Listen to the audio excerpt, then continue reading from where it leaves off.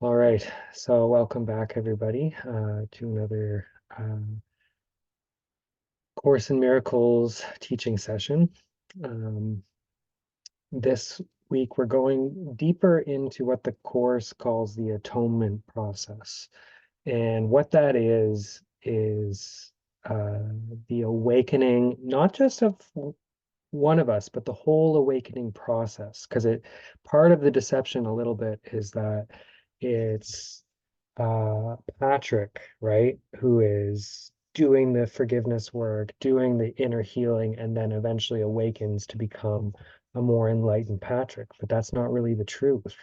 The truth is that there's one dreamer dreaming up all of us, and that's me, it's I, but it's the same I that's connected, that's behind, that's dreaming up Mario, that's dreaming up Deb, that's dreaming up whoever, um, John or Jill or whatever you identify with. Um, and so the mind, like the to the ego, that makes zero sense, doesn't make any sense at all. But deep down, as we begin the practice, as we start to connect with these deeper layers of the mind, we start to experience this as true. And so um, part of the um, awakening process is not just fixing Patrick's faults and forgiving his sins or the people who do him wrongdoing, but it's actually starting to awaken that we're responsible for everything we see.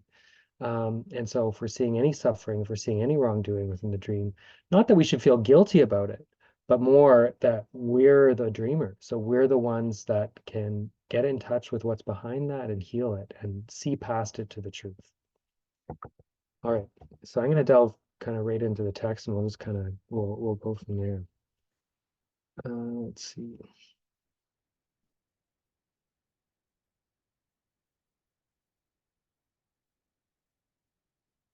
All right. So this section is called Wholeness and Spirit. So the miracle is much like the body in that both are learning aids for facilitating a state in which they become unnecessary. So what they're saying here is that these miracles that we perform or that we tune into, that we connect with, just like the body, are an illusion, right? So this whole course is also illusion, but they're illusions that point us towards the ultimate truth where we can let them go. So they're learning aids. They're things, they're stepping stones along the way. They're not the deepest end of truth. Um, when, sorry, continuing, when spirit's original state of direct communication with God, with oneness, is reached, neither the body nor the miracle serves any purpose, right? Because there's nothing to heal, right? The truth is that we're already whole. All of this um, that feels so real, right? This hell that we're living in with death and sickness and even the good things falling apart. It's not really true. And so as we heal them, the goal is not just to create a healed ego. It's not to create a healed world. It's not to create a perfect world where everybody's kind of running through meadows and with lollipops and rainbows, right? That's not the goal. The goal is to remember uh, our true state, which is spirit, uh, in unconditionally loving and connected with all in this just bliss-filled, peace-filled extension of love. And it fills this void that we carry through our entire lives, trying to fill with careers, relationships, uh, goals, and anything you can think of, politics, thinking that we can, if we can just achieve that goal, we'll be happy. Or if you have what you want, it's about holding on to that. If I can just hold on to this relationship, if I can just hold on to this job, if I can just hold on to whatever else you might value, then I will be happy. But it's not true. There's always, as long as we're in our ego state, there's always a void. And so we think we want all these things. We think we want to be healed physically. We think we want to be rich, abundant, to have the perfect relationship. Um, but but those will never fill that void. So this void, and we don't won't accept that. Not easily. The ego cannot. It's not even possible. But the deeper part of our mind, as we awaken to that, the miracles slowly open the mind to realizing that what we want is nothing on the outside. It's something on the inside. And so each miracle, each healing of the mind, each correction brings us closer to that realization that what we've been longing for through so many incarnations and thousands of years, we've had the entire time. Okay. While you are in a body, however, you can choose between loveless and miraculous channels of expression. Was going So this out of the mall. is, oh, I'm And just the gonna, little boy went to touch the button again because it was closing. And you know what his mom said? Hit that button and I hit you. Oh, okay, there we go. So let me see here. Okay. So while we believe that we're in a body, however, you can choose between loveless and miraculous channels of expression. So these are our two states. We can either choose to be in the state in the ego of believing that I'm Patrick, the separate self, or unconditional love. Ultimately, it feels like we have thousands of different choices of what we can do with our day, what we can do with our world, what we can do with our life. But really, when it comes down to it, there are just two. It's either love or fear. And so ego or spirit. And so uh, when we can get that to that recognition that there's only two choices, that's when we'll be able to make it. Because when it feels like, um, well, what do I do? Do I get try to get a job, or do I go and make breakfast, or do I clean the house? You know what I mean? There's thousands of choices to the ego, all thinking that one of them will make us happy, or the right combination of them will. Um, but when we can recognize that oh wait, my actual only choices are between fear and love. That's it.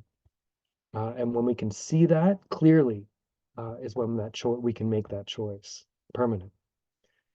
Okay, so you can make an empty shell, but you cannot express nothing at all. You can wait, delay, paralyze yourself, or reduce your creativity almost to nothing, but you cannot abolish it. You can destroy your medium of communication, communication being extension of love, but not your potential. You did not create yourself. So okay, so what he's referring to is the intense and extremely, extremely powerful nature of the mind.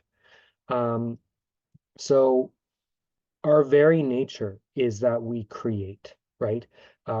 So God, if you think of God as just unconditional, limitless love, when you love something, you need something to love. So that's kind of like it's an analogy, but that's kind of what we are. So he created in his own image others who are also meant to love and just infinitely extend that creative um, love. So that's our nature. But what crept into our mind is what would happen if we could just take that power and love or whatever and wrest our consciousness out of it, believing that we're a separate self, not one with God, not Sky Daddy, but the oneness, right? That infinite love that is our source. Um, and within that state of mind, there's only lack, right? Because all of a sudden you've created separation. You've taken away the very nature of love, right? Which is oneness and connection and giving, and you've turned it into fear and taking. So because our minds are so creative, um, if we're not in the state of love, what happens is our mind creates a whole world around us at all times. We're either extending or projecting fear, or we're extending love. And so we can't help but do that. That's why our mind projects things. So when we have fear, guilt, whatever in our mind, it automatically goes out and we see it within other people. It can't be helped. And so it's a fundamental nature of what we are. So our choice is not like we can't undo that. We can't fix that within the world, right? The only thing we can do is go within our mind and switch, go to that projector, right? Which is kind of our nature. And instead of putting that horror movie in there, we can put love, right? Instead of having fear that projects out a world of division, of punishment, of death, uh, we can go within and not try to change the screen in the movie theater, but go in to the projector deep within our mind. We can switch with the miracle from fear into love. Then what happens is that begins to project outward, and we are what we see, we don't actually see with our eyes, but we see it with our heart. We see a different world, one that is always loving, where there's no risk, nobody is being harmed, nothing wrong was done. We are all one, we always were. And so you start to see the innocence in your brothers, and that awakens you to your own innocence that allows you to awaken. There's a lot to that, and there's going to be a lot of repetition as we go through this, and it'll be expanded at different parts. Okay. So the basic decision of the miracle-minded is not to wait on time any longer than is necessary. Time can waste as well as be wasted. The miracle worker therefore accepts the time control factor gladly. He recognizes that every collapse of time brings everyone closer to the ultimate release of time, in which the Son and the Father are one. Equality does not imply equality now. When everyone recognizes that he has everything, individual contributions to the sonship will no longer be necessary. So we all at least as part of this illusion, we all have our own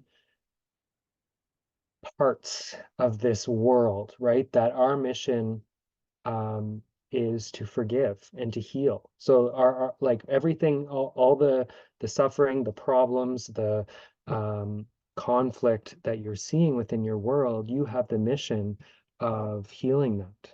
Not by going out and trying to fix it within the world, because that doesn't work, but through forgiveness, going into the projector, going into the part of your mind, our one mind, or that is projecting out this conflict, switching with the Holy Spirit, right, our inner teacher, to the mindset of love, that is what then heals within the dream.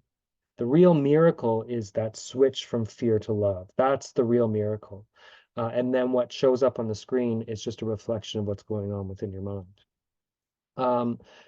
So uh, time is the belief in change, right? It's the belief that what we are is this moment is different from what I am the next moment. And there's the belief that we evolve and that we learn and that we grow and all of that stuff. All of that really is illusion. Um, and so as we practice this course, as you practice that inner switch from fear to love, uh, what it feels is like they're discrete events, right? Somebody does something that pisses you off, and then you go inward, and then you try to see them in a different way, and you try to see the light in them, and then you switch from judgment into forgiveness and love.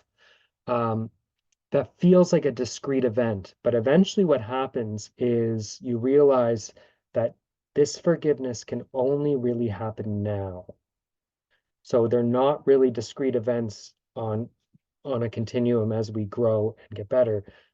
Really, what it is with every forgiveness and miracle, uh, you start to sink deeper into the now. So your consciousness um, begins to rest in the present much more often.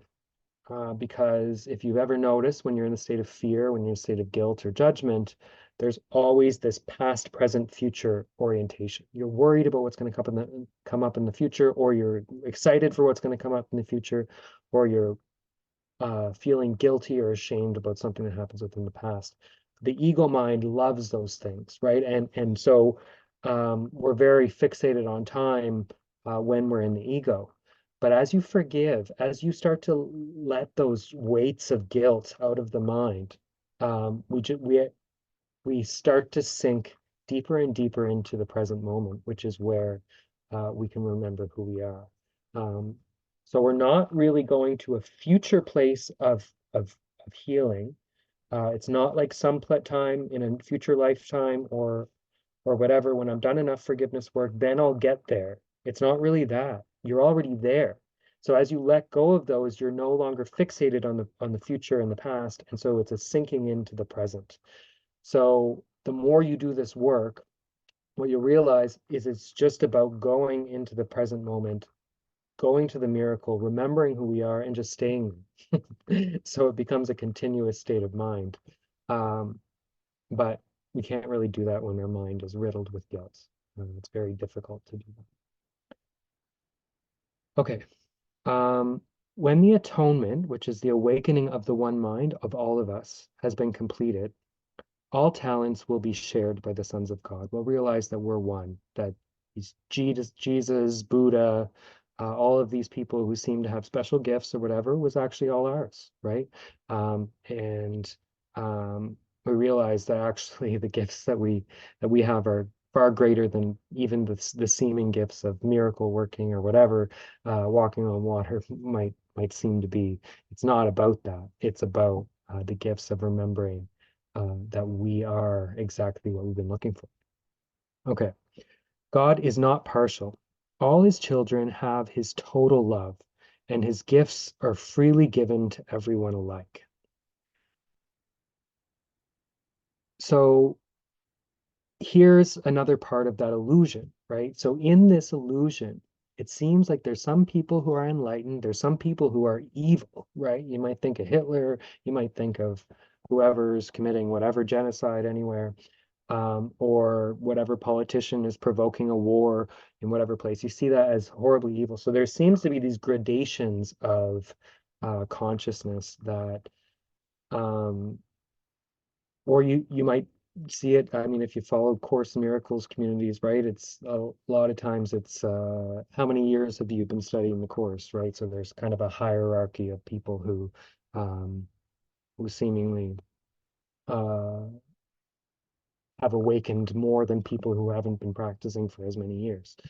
And that might be somewhat true within the dream, but all of that's an illusion, right? The illusion that Jesus is this holy person who is one with God and Pontius Pilate was not, right? Um, that has to be forgiven. God is not partial, right? So the truth is that the Christ light that was in Jesus that he just tuned into a little more is in everyone, even the seemingly most evil ones within the world, because all of that is illusion. The illusion of holy people versus spiritual people versus worldly people, the illusion of rich people versus poor, um, intelligent versus dumb. All of that is not not true. Like, or at least that's the facade of the ego illusion. Okay. All of his children have his total love, and his gifts are freely given to everyone alike. So we have to be able to see that. In order for us to awaken, we need to be able to see just as much light in Hitler, in Joe Biden, in Justin Trudeau, as you do see in your favorite spiritual teacher. If you see more in one than the other, then your mind is still sick, right? Um, because actually, the opposite, well, it's not, the opposite isn't really true, but actually, when you can start to see the people who ruin your life, who are seem to be ruining the world, the ones who seem to be evil, those ones have the most power to actually awaken unconditional love within you, because they're calling for love. And that call for love is actually a gift that can pull you out of yourself much quicker than somebody who seems to be holy. Okay, which is why this whole course is about forgiveness. Okay, so except you become as little children means that unless you fully recognize your complete dependence on God, You cannot know the real power of the Son in his true relationship with the Father. Okay, so this is a big one. Um, I mean, I grew up Catholic, right? So I read the Bible a lot. And so I read this passage or whatever, right? Except you become as little children, and about becoming dependent on God for everything. Like God's what it seems like, and this is the temptation a little bit, is that Patrick, right, become dependent on God, like, oh, and you'll see this a lot in a lot of religious people or whatever, and there's nothing wrong with it, but it's off the mark a little bit of what the point he's making here, which is a lot of times dependence on God thinks, okay, God's going to look after me, right? He's going to give me my food. He's going to give me my shelter. He's going to make sure I get healed from my sickness, right? And so feeling like there's somebody outside of you who is taking care of you. That is not at all what this refers to. This dependence on God is of realizing that we are created by God. So God gives like because God is infinite love. We're not talking about the guy in the sky, right? We're talking about uh, the source of all love and all being. Um, because it's infinite love, it's infinitely giving, and a perfect God can only create with perfection. Otherwise, there'd be some sort of a flaw or a defect in it, right? And so then it wouldn't really be perfect, right? Why would God create evil and pain? Just like you just sit with that, you realize it makes zero sense. And actually, that's a helpful thing to do because then you'll realize that this painful world must be coming from something else. But when we can realize that have been we, not Patrick, but we as spirit have been created by God with all of his power, all of the love, all of um the peace and the givingness that is the nature of God. That has to be our nature too. We have to be all powerful. We have to be all loving. And when that clicks within you, because it will create some dissonance, because you'll start to realize, well, wait a second, this Patrick guy is not loving. And definitely not all powerful, right? Pretty weak, you know what I mean? He's getting destroyed by the government and taking away all his money, and the bank's taking away the house or whatever, right? So definitely that's not the experience of our ego. But when you realize that what God creates must be in his nature, right? He does not create with imperfection. That would imply some sort of a weakness in God, which is just a contradiction. It doesn't make any sense. When you sit with that and allow that dissonance to work its way into your mind, you'll realize, well, wait a second. Well, maybe I can't be this Patrick figure. Maybe I'm something deeper, right? And that's what a huge part of this course is of just sitting with that and realizing that must be true, right? What God creates does not at all line up with this Patrick figure, right? Which is vengeful, fearful, definitely uh, not in line with the nature of God. But we must be.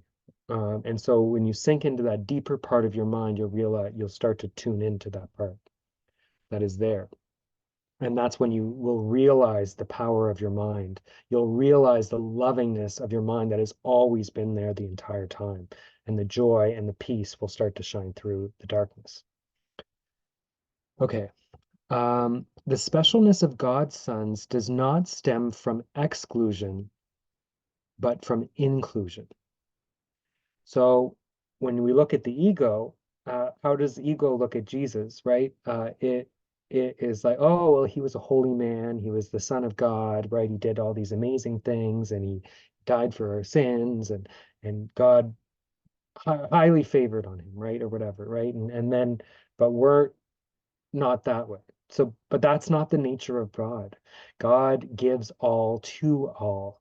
And so this the specialness of God, when we're going to realize the powers and the gifts of God that have been given us, we can't realize that we have them until we're willing to see them in absolutely everybody. So that's why this course is so adamant on forgiveness, you can't realize that you're loving until you can see the love in um, the whatever army that you hate, or you know what I mean? Or you can see it in the Communist Party of China, right? And you can see them as unconditionally loving, peaceful, and innocent, right?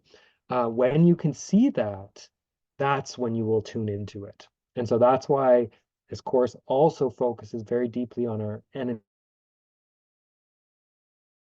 the ones that we see as we don't like to be around. It might be your mother-in-law, right? It might be one of your children that just they're the hell child that you regret having. That is the one that holds this power. When you can go to the one that irks you the most and you can see these gifts in that one, it will immediately open your mind to seeing it within yourself, and seeing the love, the peace that is always there. So you can't realize these gifts until you see it in everyone. All my brothers are special. If they believe they are deprived of anything, their perception becomes distorted. When this occurs, the whole family of God or the sonship is impaired in its relationships. Um, so as soon as we perceive ourselves as separate, as somebody has something that I don't have, which you can't help but see when you're seeing a world of bodies and you're not seeing past it to the light, um, then yeah, our relationships are actually guaranteed to bring conflict, to bring sadness and loss. They're guaranteed to bring vengeance, guilt, shame, and abandonment, and all of those things. As long as these bodies, this world of bodies, was created to project out the separation, to project out the fear and all those feelings. Um, uh, so as soon as we identify as a body, deprivation, scarcity, lack, and judgment are part of the deal. And they can seem to have these little pauses where things seem to be going well, but they're guaranteed, they're baked into the operating system. And so it can't happen until we can start to open our spiritual vision to see past bodies and what our eyes see with physically. Ultimately, every member of the family of God must return. Every member, right? Hitler, Chrystia Freeland, Jesus, Saint Teresa, um, whoever, holy or unholy, all of us are going back together. Like this is not um, this game of enlightened beings who are going to make it back and the other ones are left behind. No, you're not actually enlightened until you can see all of your brothers as enlightened. Um, and that's not easy to do. You can't do it when you're seeing bodies. Yeah.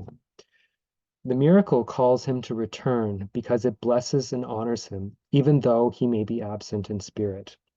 And I would say in that meaning, seemingly absent in spirit. So it does seem that way. Within the dream, yeah, there's people who are progressing towards this awakening, and then others who seem not to be. But you need to tune in that that's just illusion. The truth is that we're all there. Um, God is not mocked, is not a warning, but a reinsurance, or not a warning, but a reassurance. God would be mocked if any of his creations lacked holiness. The creation is whole, and the mark of wholeness is holiness.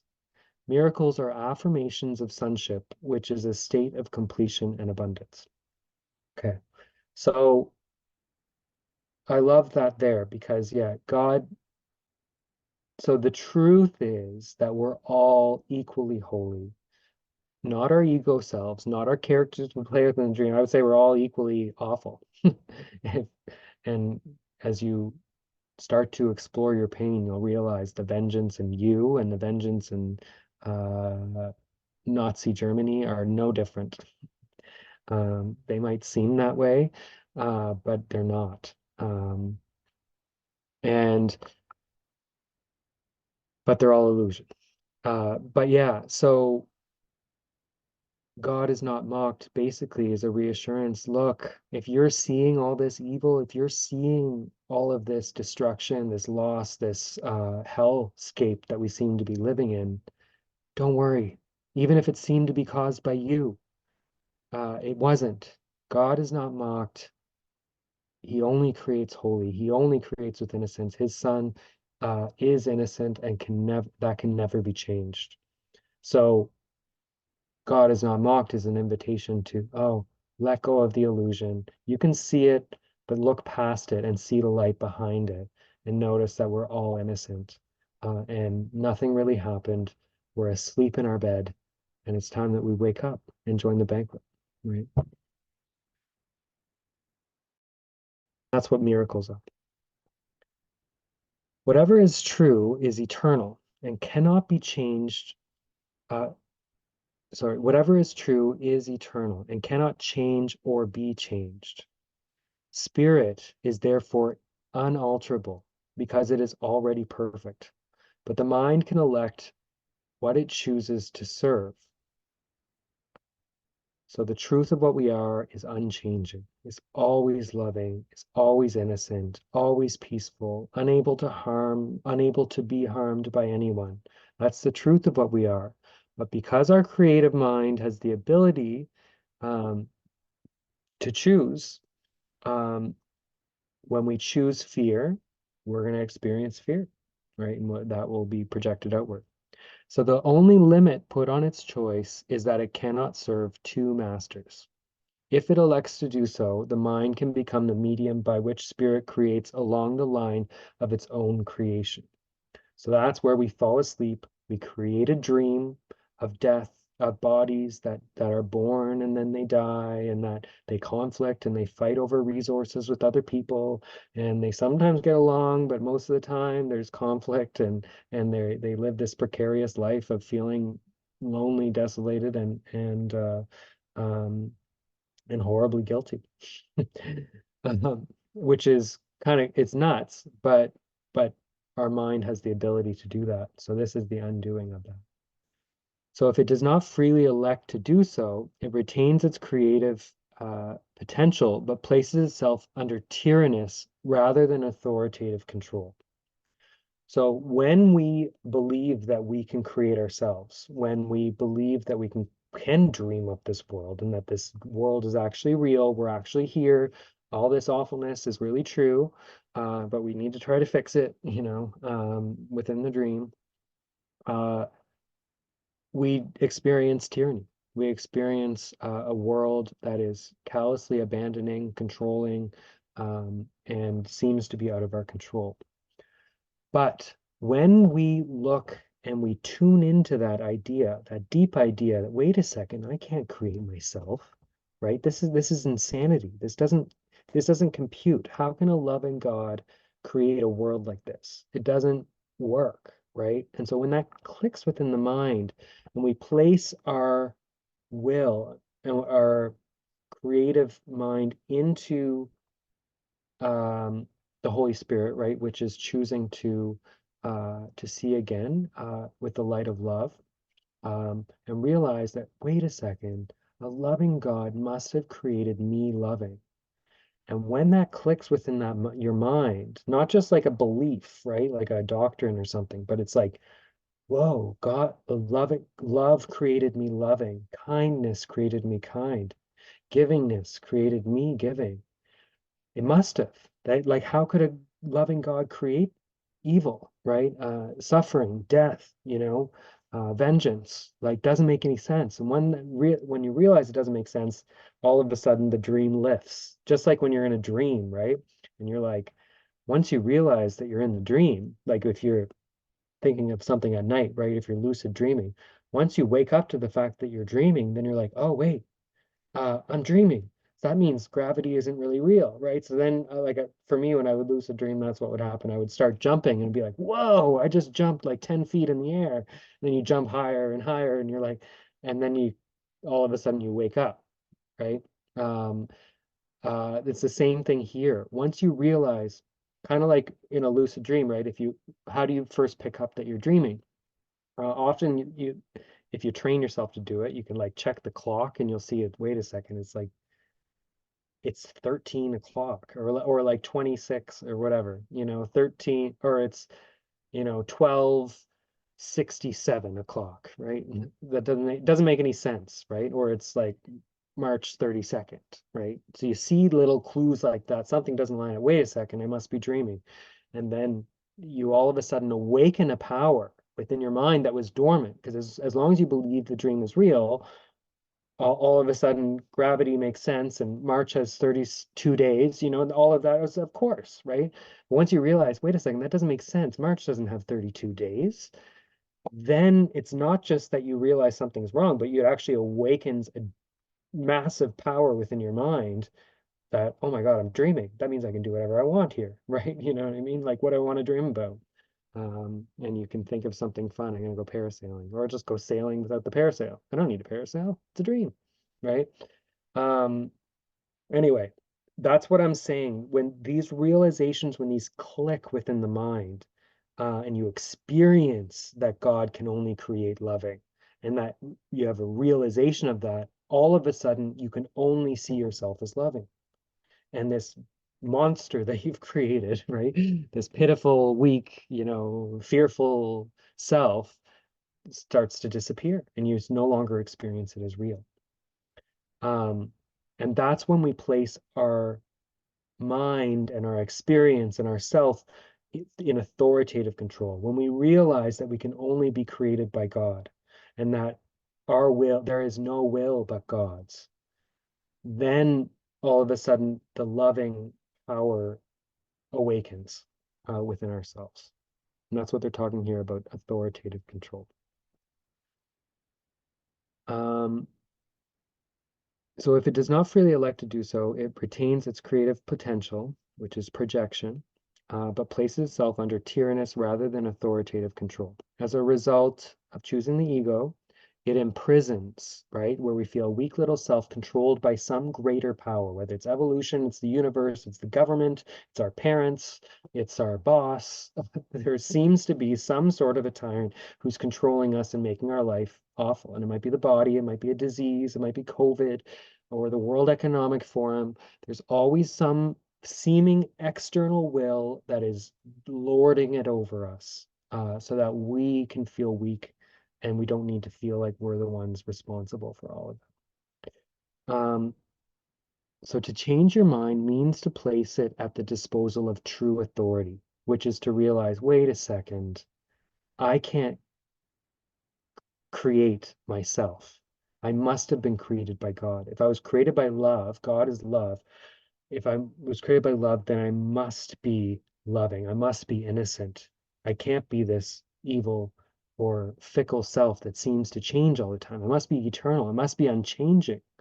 That maybe that's the truth of what I am, because that's what God is. Change implies deficiency. Nothing can change if it's perfect, right? If it has everything that it needs, if it's then it can't change, right? And that's one of the part of the nature of God. God is just an outflowing of love, of innocence. I mean, none of that really, these are just words, but God cannot create with deficiency. So nothing would need to change um, if it was really perfect. So that's where these eternal, unchanging parts of the mind become really powerful in the awakening. Okay, so the miracle is a sign that the mind has chosen to be led by me in Christ's service. This isn't Jesus, like, well, not Jesus 2000 years ago. This is the Christ mind, the part that is awoken and remembered, seeing the light, the innocence, the love in everyone, and the oneness. So the miracle is a sign that the mind has chosen to be led by me, like the Holy Spirit in Christ's service, in service of the whole sonship. Not just my awakening, not just making Patrick holy, but it's a joining and it's an awakening of the one mind behind all of us. The abundance of the Christ mind is the natural result of choosing to follow him, to choosing love as opposed to fear, oneness as opposed to separation, sameness as opposed to difference. all shallow roots must be uprooted because they are not deep enough to sustain you. These shallow roots are uh, within the world of the ego. The things that we think will make us happy within this world. None of them will sustain you. None of them will make you happy. Getting a great job or a relationship or the house with two kids and the kids love you and you have the perfect life together and you die of old age, surrounded by your family. That's like their typical world good life, right? None of that will make you happy. Even if you're successful, uh, none of it will. It will seem to, but there'll always be that ache there. And so, in order for us to realize that, as long all of those goals, all of those seeming things need to fall apart. For us, doesn't mean you need to suffer necessarily, but usually we do. But we need to realize that none of those will ever satisfy us. And so, um, the illusion it's saying here that shallow roots, these goals, these happiness within the world, within the dream, can be deepened, you know what I mean? That it can make Patrick into a good person, right? It can make him into a nice law-abiding, perfect person with no addictions and no sins and no conflicts or whatever, and he can become this enlightened guru that is this perfect separate self, right? Who seems to be really holy. Like it doesn't work. It's not possible. So we need to, that all has to be uprooted. Um, the illusion that shallow roots can be deepened and thus made to hold is one of the distortions on which the reverse of the golden rule rests. Okay, so that is this took me a while to pick up on. Because so interpreting this course is sometimes like a foreign language, right? But it's pointing to some inner experiences that I'm just going to point out after this. So the illusion that shallow roots can be deepened and thus made to hold is one of the distortions on which the reverse of the golden rule rests.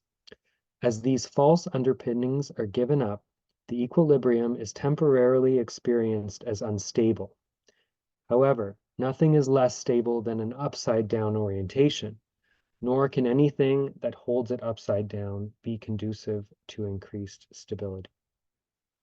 Um, so this is kind of an analogy of building your house on rock versus on sand, right? So if you're trying to make yourself a whole ego or you're trying to have a good life within the dream, the more you try to do that, it seems like, oh my God, well, you got a job now and you have money in the bank. So even if something goes wrong, you're going to be okay. So all of these things, you seem like the more defenses that you build up within this world, it seems like he's saying, even that won't make you happy. Even if you had, you know what I mean, family who would always support you, even if you lost everything and whatnot, none of those can really work. And so when you're ready to awaken, when you're ready to uh, lose your attachment to those things in the world, it can seem like your life is turned into hell. But actually, your happiness and your peace begin to stabilize because with every upset, with every undoing of your attachments of believing things in the world can make you happy, your peace grows and stabilizes because you realize there's a peace that you can have even when the worst seems to be happening because you're starting to see through the illusion.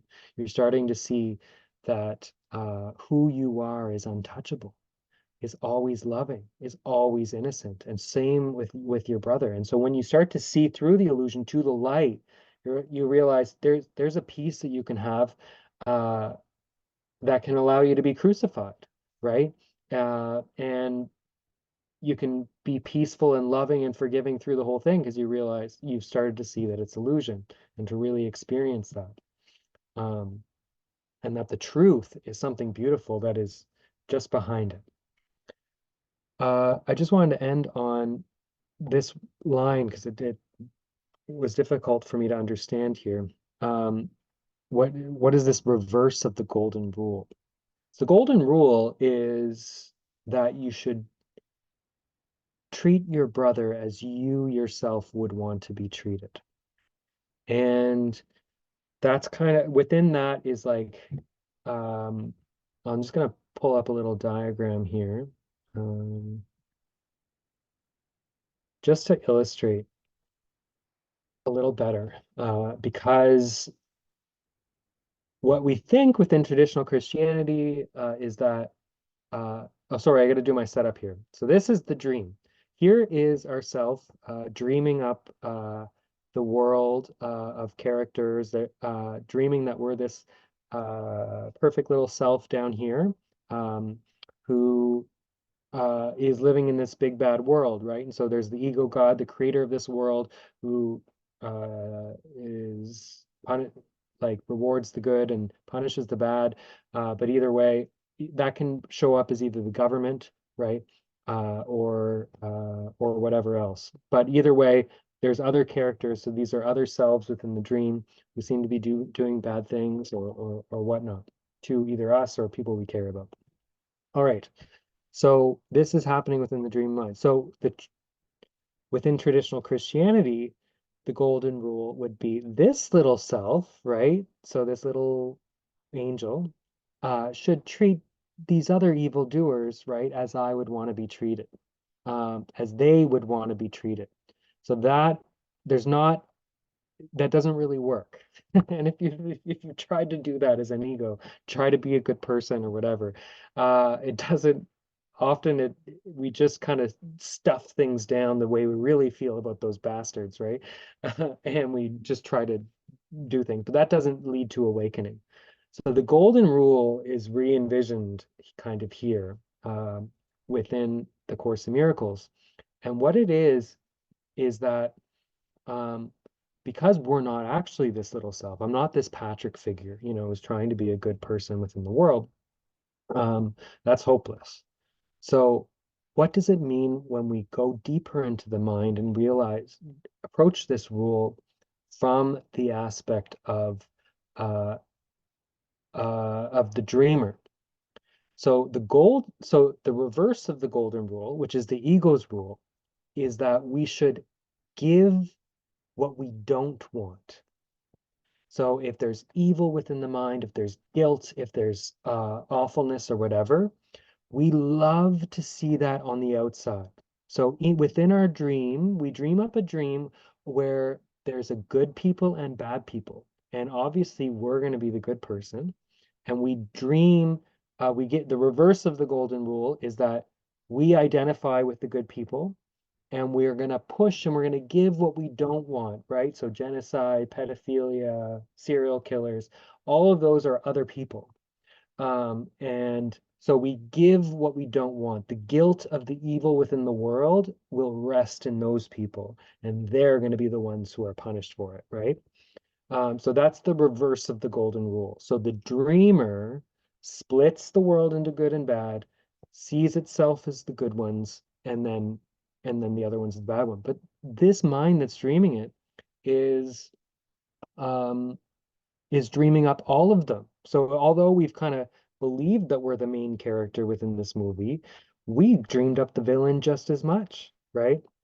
So the golden rule within this deeper layer of understanding is that in order for me to feel love, in order for me, who seem to think that I'm this Patrick figure, but I'm not, in order for me to go from feeling guilty because there's evil within the world or whatever within my mind, instead, in order for me to um, experience love, to experience forgiveness, to experience innocence, what I do is I need to give that out to everyone. So if I want to experience love, I need to give love. So when I give love, it seems like I'm giving love from this Patrick figure, but I'm not. Can only come from a deeper layer within the mind. So as I give love to the villains of the world and I see the innocence within them, all of a sudden, and I see it equally within everybody, all the people within the dream, including the government, including Pfizer and all these other ego god figures, when I can see the light and the love within all of them, all that is when the mind of the dreamer can experience it within himself. So you can't experience yourself as forgiven because you're the dreamer when you're thinking, I'm this holy Patrick figure who was just doing the right thing, and that evil college took away my medical license, right? because all of a sudden I've just shifted the guilt. I've moved the guilt from my ego character over to another one, but it's still another character equally dreamed up by the dreamer. So what happens when you do that? Yeah, you feel kind of like good, right? There's an ego payoff, right? That those evil bastards, you know what I mean? We need to stop them.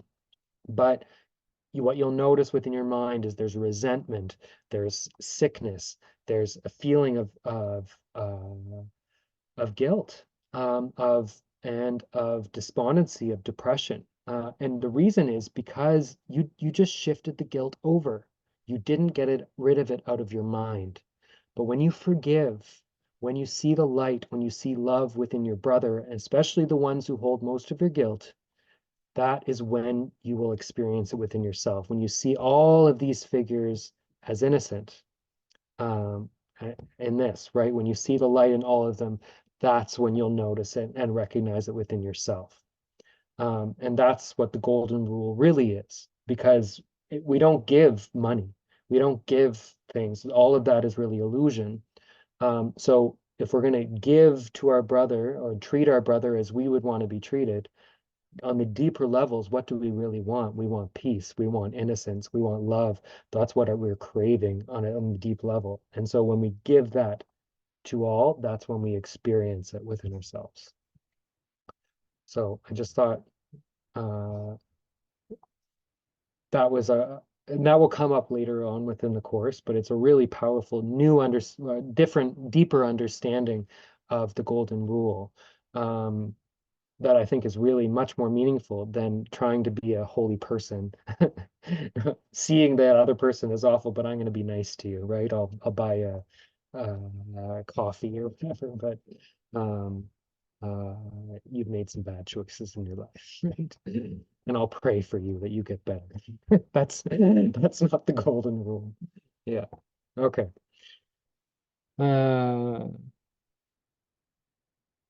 All right, so I'm gonna stop here.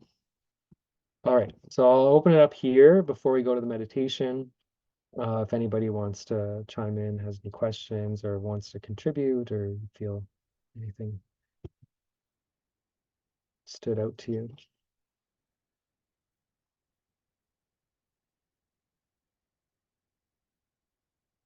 All right. Okay, so we'll go to the workbook lesson. Um, I'll pull it up here first.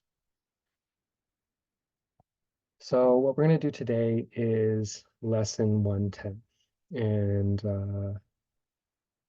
Beyond the Matrix is going to do a good job going through most of it. But if you can get this is repeated. Like if you do the workbook, it's over and over and over again. I am as God created me. Uh, because when this clicks and you can use it as, you know what I mean, like a lucid dreaming disconnection, you know what I mean? Like something to sink into your mind. When this sinks in, this is the undoing of all of it. When you realize that a loving God can only create a loving son.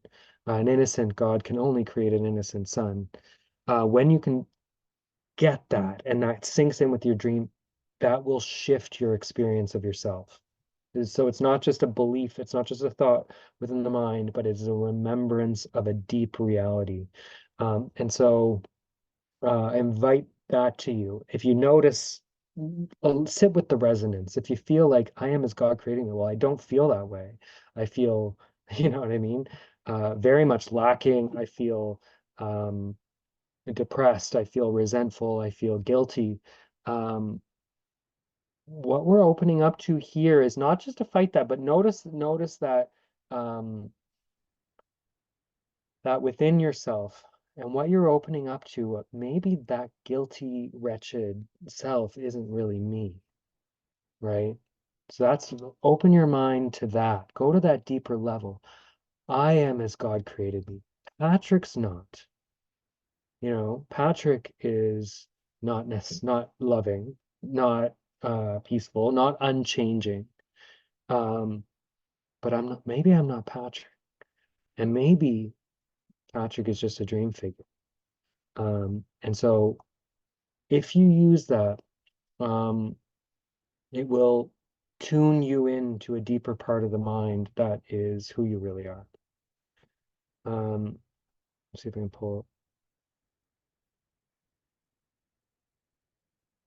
And it's the undoing of guilt, right? Because if we remember, so here, I'll just pull a few things out here. So today's idea is therefore all you need to let complete correction heal your mind and give you perfect vision that will heal all the mistakes that any mind has made any time or any place. Once this clicks within your mind, all of it is undone because all the rest of it is illusion when you realize that this is who you really are. It is enough to heal the past, heal the Holocaust, whatever evil you might have seen within the world is all undone when this clicks and you remember who you really are. It is enough to let the present be accepted as it is. It is enough to let time be the means for all the world to learn to escape from time and every change that time appears to bring in passing by. All right, so let's go to the meditation itself here.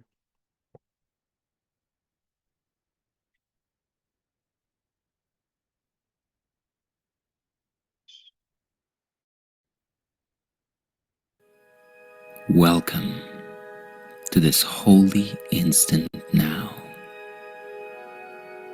An instant to stop and remember.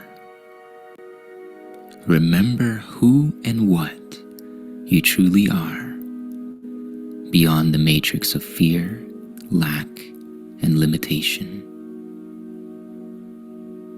All that seems to limit you in this world is only an illusion that demands your continued belief and attention in order to have any power over you.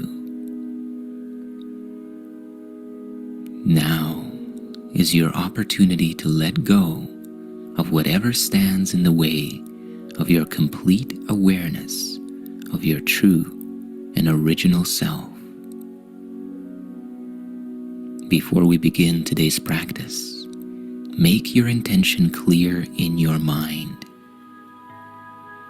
What are you letting go of that has been in the way of your freedom and fulfillment? I'm letting go of fear, doubt, unforgiveness, judgment. What are you embracing that is in alignment with your desire to awaken to your true self? I am embracing love, trust, forgiveness, innocence. Take a moment to write your intention in the comments below, now or after your practice. Share them to solidify your intention in your own consciousness and in the world.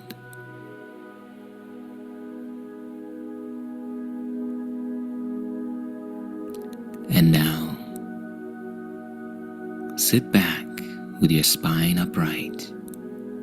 Get comfortable and take a deep, slow breath. And as you exhale, release both past and future. Release both memory and imagination, and become fully present in the now. And let's begin.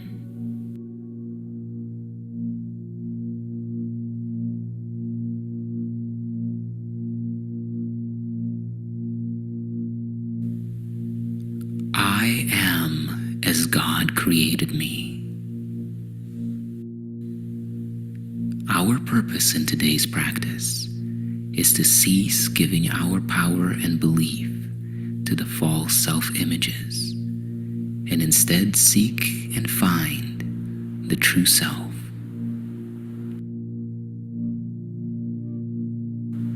So take another deep and slow breath in, and as you let it out slowly, set your intention to experience this as a contemplation that has the power to reveal to you insights and experiences of the truth. Allow yourself to be fully present with each idea that is presented here. and listen beyond ideas to their source. Allow your stillness and lucid awareness to reveal to you the deeper and experiential meanings of these concepts, so that your consciousness can move beyond conceptual understanding into the living experience of the truth. And remember that each idea refers to the direct nature of experience as it is unfolding here and now. The ideas you hear are describing this moment, the very one you are experiencing now. Take one more deep breath in and let it out slowly.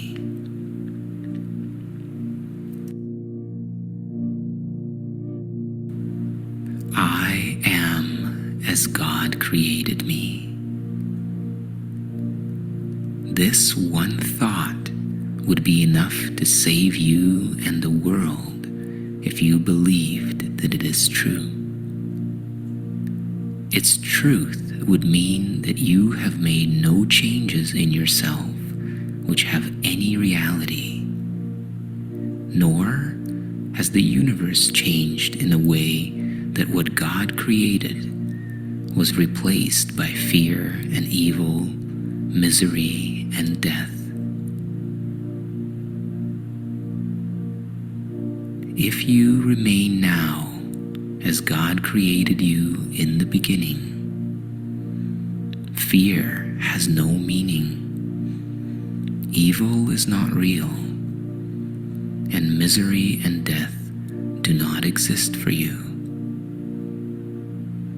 Today's idea is therefore all you need to let complete correction heal your mind and give you perfect vision, which will heal all the mistakes that any mind has made at any time or place.